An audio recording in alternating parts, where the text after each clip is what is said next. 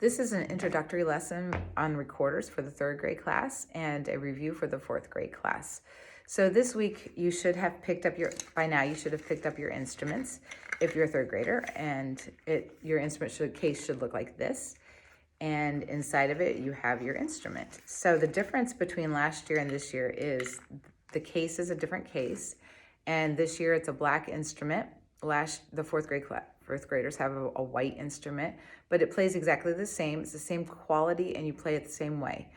So that's the only difference. Inside of your cases, you will find a chart that gives you instructions on how to finger the different notes. And you'll also find a stick in there that looks like this, and it has a hole in the end of the stick. So in the hole, you're gonna wanna put a lint-free cloth. Mine happens to be an extra cloth that I have to clean my glasses with. That works really well.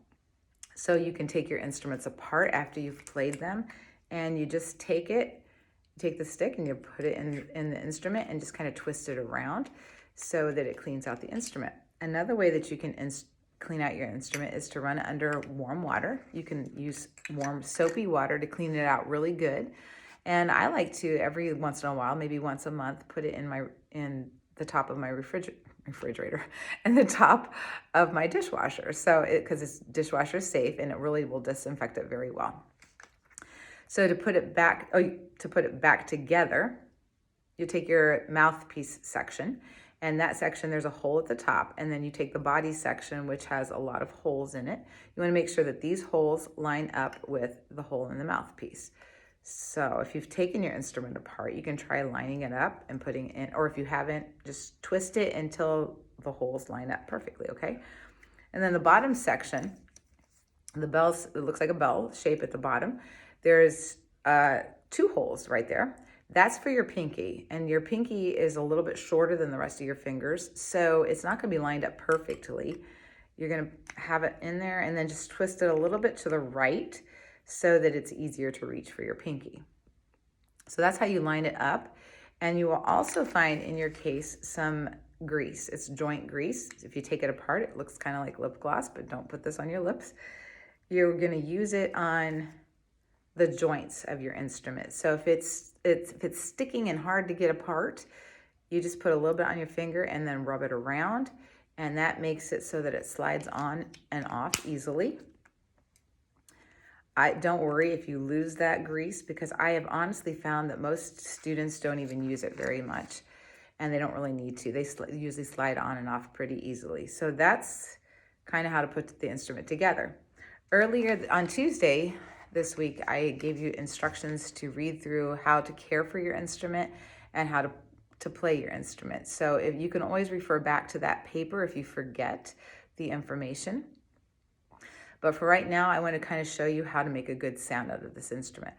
Whenever you play it, you're always going to want to use a real soft breath. You don't want to blow into it hard. If you blow in it too hard, it's going to squeak and it'll sound horrible, and your whole family will ban you from the house. So don't play it too loud. And I like to sit up straight. First thing you need to do is have a good posture. So pick a chair that's comfortable to sit in. Maybe a kitchen table chair would be great. So you sit on the edge of your chair. If you look at most musicians, instrumentalists in an orchestra or a band, they usually sit up real straight and they sit on the end of their chair and both feet are flat on the floor. So that's how you should sit. And to hold your instrument, you're gonna wanna hold this particular instrument at a 45-degree angle. You don't want to have it too close to your body, and you don't want to have it up too high. Hold it right there at a 45-degree angle. And then you just blow into it really gently. Now, the next part that you need to know is your left hand always goes on the top. So to remember that, I like to put my finger up like this, and to me, it looks like an L. To you, it looks like a backwards L. So that's the hand. You don't want to mirror me, you want to use your left hand, but this is my left hand, so make sure that when you put your finger up, it looks like an L, and if it looks right, that's the right hand to use. So there's a hole in the back of your instrument, and that particular hole, you're going to put your thumb. You're going to use the pad of your thumb, the fatter part of your thumb, and you just push in it gently, and I'm going to push it hard so that you can kind of see, but it looks like I call it a recorder wart. So if you're pushing, if you're covering it correctly, it should look like that. And that's where your thumb goes. Your first finger, your index finger goes on the first hole at the top. So press your thumb on the back and put your first finger on the top note, top hole, and then with your right hand, you're just gonna hold gently down at the bottom for right now. We're not gonna cover any of those holes. So let's just support it with your right hand. And this is what the first note sounds like. Go ahead and try it. If your note doesn't sound like mine, if it's too high, that means you're squeaking, which means you're probably not covering the hole completely. So one way that you can check on that is you can look in the mirror to see if you're completely covering the hole, or you can push real hard and see if you can actually see those circles. You can also have a family member look to see what you're doing. If you're not covering it completely, they can show you how to do that.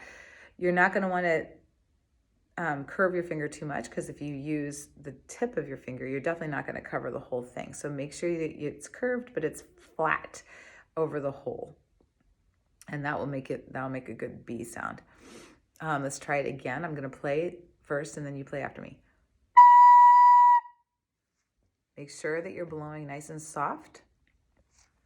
Now, if you want to play more than one note, then you need to tongue it. And by tonguing, I mean you're not going to put your tongue on the instrument, and you don't put your teeth on the mouthpiece either. You tongue on the roof of your mouth. So you'll be saying inside of your mouth. You're going to say do, do, do, do. As you're playing the instrument, it will sound like this. Okay, I want you to try it. I'll play first, and then you echo me.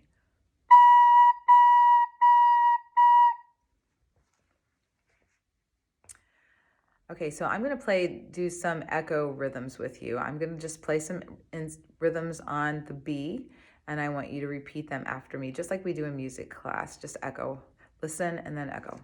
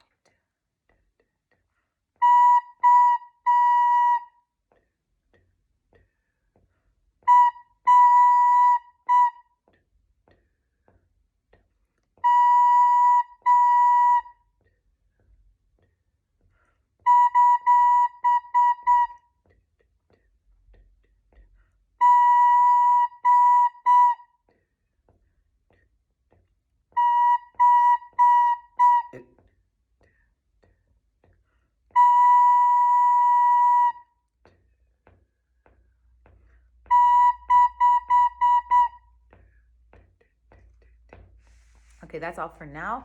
You can rewind this back and just keep practicing doing that, or you can just try some different rhythms on your own. Keep practicing that note until next week. Next week, we'll start, for the fourth graders, we'll start your first song for your belts, the karate belts. And the third graders will keep learning new notes so that we can play a song. Okay, have fun and enjoy your time at home. And remember to blow softly and cover those notes, okay? See you later.